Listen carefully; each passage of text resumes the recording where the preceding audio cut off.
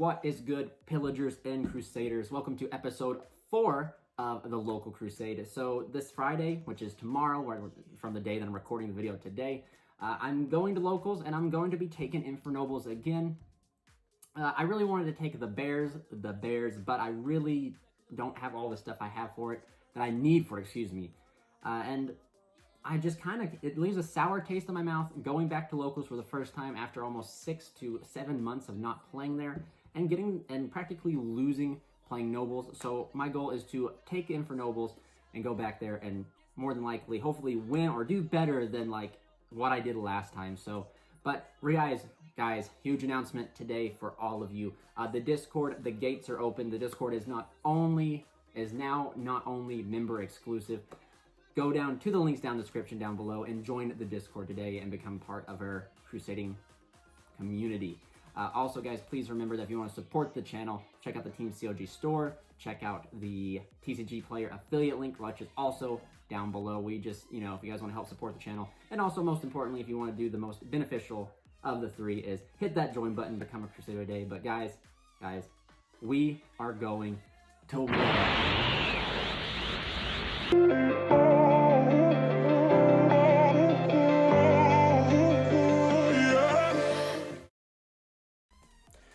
Okay, guys, I'm going to quickly show you the loadout we have for this locals. So like I said, I've made some minor changes, as in cutting gamma, and then adding in like a extra gear freed and stuff like that. So I'll discuss that when we get to it. But until then, we'll just lay out the list here to show you guys. Still playing 3 Renaud, 3 Oliver, and 1 Ogier. This is your Infernoble lineup. Monster-wise, hands down, guys, this is like, never play any less in my opinion. You'll never catch me playing any less than this. Renaud and Oliver, just amazing. And then onto just the Fire Warrior extenders, which is the red layer, and then Flint Lady. And then right here, I guess it's not an extender, but it's the Gimba too. Gimba's just there for like, in case if you open like an odd assortment of equip spells, you can, instead of like sending, or sometimes maybe you open like the amount of equip spells you open they're not enough different names to send to summon Oliver, you just send 2 to summon out Gimba. Not much more can be said with that. Like I said, nothing really has changed. The one change is that we are back to rocking double gear freed. Just simply because I was really wanting to... if you guys remember my early Infernoble videos, I liked 3 of them. But however, I thought 3 was too bricky. 1 was working fine for a while, but I kind of have that feeling like I want to open one. So we're going to play 2 gear free now in this locals to see how it goes, see how it tests and everything. And maybe we might bump it back up to 3. I don't know yet, but... Anyway, the best normal summon in the deck, the best 4 normal summons in the deck right here. Hands down, guys. Hands down. The 2 bricks. Not much more can be said. And then right here, guys, the change is the triple Ash Blossom. This is the last hand trap. No more Gamma. I got tired of having a Gamma and then them being like Pot of Extravagance, Pot of Desires, Pot of Prosperity, and I practically have to sit there and watch them draw their cards that they're going to potentially draw to break my board and stuff like that. So I'd rather have an Ash just to be able to stop those cards. And after that, it's not too much of a deal. Like, Gamma is really high impact vulnerable, but Ash just hits everything and hits everything evenly. So that's really why I wanted to move back and test this, test the Ash back in here. But spells are still the same triple heritage. Gonna move on to the equip spells. We are still rocking the triple Dirndl, and then we're playing the 4 different equip spells. So we are still going with this type of lineup because we want to minimize the bricks that we have in our deck. And the reason that is because Living Fossil is a hard once per turn. DDR, though it is not a hard once per turn, it requires at least some form of setup, so that's why I still play it at 1. However, I kind of have thought, and in my Discord, we have talked about playing this at more than 1. Again, guys, like 7 equips, 7 equips is kind of like a soft number for the lineup here, just simply because we're not playing, like, I think in the old list play like 10 or something like that. But yeah, maybe DDR might come back to be more than just a 1 of, but in the meantime, it is not. I still like it. Moving on, we are playing 3 Dark Ruler. This is like, we're still playing this because this is a very high impact card. I'd much rather draw this than draw the rock, preferably. And so like the theory behind this is like, if you drew like Gamma and Dark Ruler no more, sometimes like Gamma was enough so Dark Ruler would be a dead card. Sometimes you would draw Dark Ruler and that would be enough. And sometimes like you would draw Gamma for turn, and that just was upsetting. And you still have the possibility to do that because you're still playing Ash, but at the same time, like you do kind of have like the ability to draw the driver, which is like statistics and stuff come into it. Ash is just such a high impact card. I cannot, like, in my testing, like I've missed it quite a bit. So like I just want to play 3 Ash and 3 Dark Ruler. Now you could potentially cut the 3 Ash for more like warrior extenders. Like maybe you could cut 1 Ash for a 3rd Gearfried, a 3rd Fireflint Lady, and like an Astolfo, and then just main the Dark Ruler no more and just use it that way. But I feel like that's not enough. Like you will not see Dark Ruler enough, so you have to have like another hand trap or another high impact card to see, and that's why we still are playing like a 3/3, I guess, for like our kind of like what I call counter cards essentially. For the final 3 cards, we are rocking these guys. I ordered a secret Feather Duster not that long ago, and I still haven't got it, so rip me. I think it got lost in the mail. But 1 Reborn, 1 Army, and then 1 Harpies. This card is actually cuttable as well. I just like having the ability to extend through and just drawing it. It just allows you to play through more hand traps, so that's why I still like to play it. Moving on to the extra deck, guys. So like I said, I'm just trying to breeze through here real quick. I don't want to make every video or every episode of the local Crusade consist of like a 30-minute deck profile or something like that. But just for the most part, just to show you guys what I'm playing instead of like putting it up on the screen for you guys to see. I think that's just kind of lazy. I'd rather go through it and talk to you guys so you guys get to see it live action kind of. But the extra deck, really nothing in the extra deck has really changed at all. We are still playing double Isolde, 1 Hulk, Mega Phantom Beast Auroradon, Nightmare Unicorn, and Axis Kotaker. By now, guys, this has like been the lineup for the past few months now, or the past few episodes of the local Crusade. This has been the lineup, simply because this is like the best lineup in my opinion. You could potentially cut Unicorn if you want, but I don't recommend it. Isolde is a 1-card Unicorn, like free, absolute free Unicorn, so I recommend keeping it in as a spot removal for the turn 3 follow-up, because sometimes Auroradon won't survive, so like you gotta like link climb back up into Unicorn, spin a card, then go up into Access Code. I do recommend, guys, get Access Code. If you don't have it, get it. I mean, there's no reason not to. It's just straight busted. Get it. What are you waiting for? Get Access Code.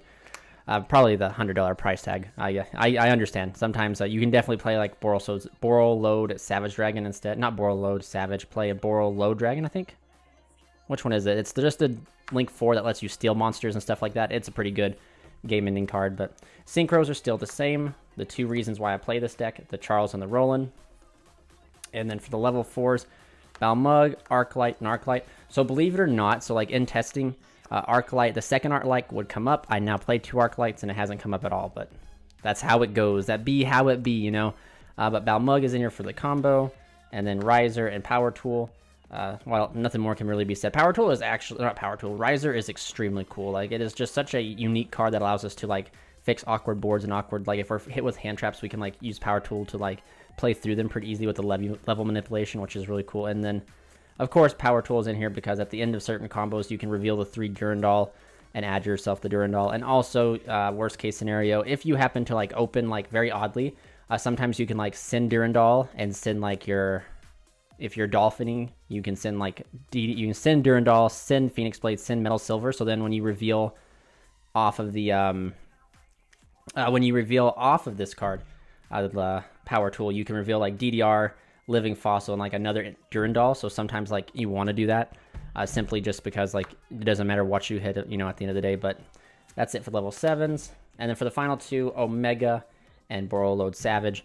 Omega is really neat. I like being able to see the hand with Dolphin, rip as much as you can with Dolphin, and then pivot into Omega and rip 2 more cards potentially, or just another card. And then Savage is just part of the ending board. Now my side deck, guys, for this locals is going to probably change. I'm playing 2 Gamma Seal. These will probably become Droll. I don't know yet. And then I did decide to keep Gamma in, but move it to the side deck, simply because it is such a high impact card, especially when I know I'm going second. I can take out the Dark Rulers, take out a Gearfried, and just easy side in for these. And then the Solemn Judgments for when I go first, so I don't lose to blowout cards. Lancia for the pesky Dino and whatever Eldritch matchup that might come into terms. And then a good old triple pair of Titty Twisters here to hit those back row, simply because we do not want to lose to Floodgate.deck. But anyway, guys, that is it for the quick layout and the new build that I'll be testing this local. So see you guys after some more B-roll. Alright guys, so here we are. We're going to be doing a little bit of a testing tonight. I have a few guys that are going to hop on it and do some remote duels. And I know previously, as I just showed the list and just talked about, I was looking at playing Ash Blossom.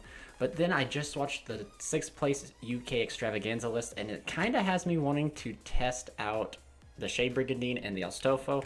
And I might do that, so there might be some like other changes made to the deck like last minute, so I'm not too sure. I'll keep you guys posted so that you guys can know that before we go to locals, I'll kind of let you guys know what build or what happens. But without further ado, here's the B-roll.